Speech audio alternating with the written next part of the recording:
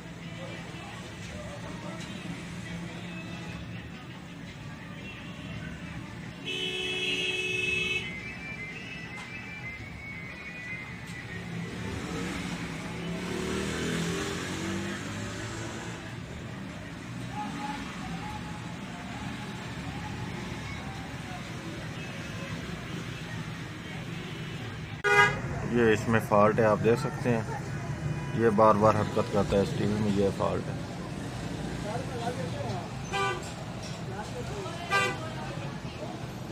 ये फ्रंट से फॉल्ट देखा ये इस किट में।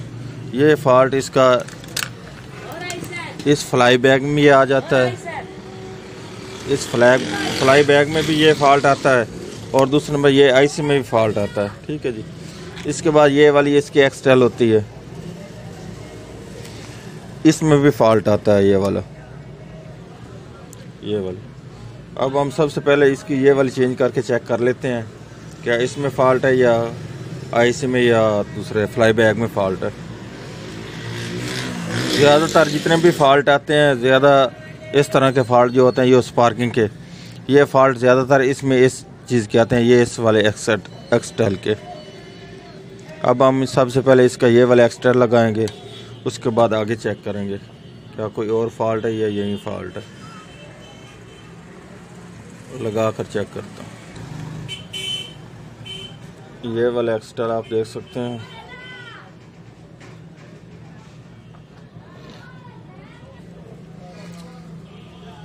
ये इसका नंबर आप देख सकते हैं CSB500F2।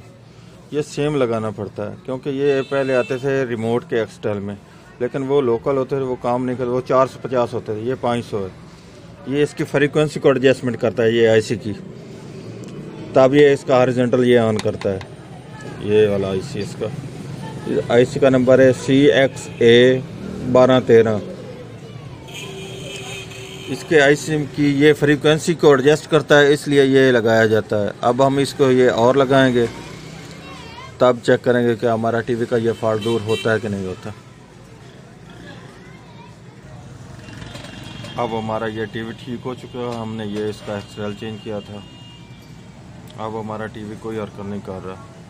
अब मज़ीद हम इसको 10 मिनट चेक कर लेंगे तो दोबारा हरकत तो नहीं करता। ठीक है जी, अल्लाह हाफिज़।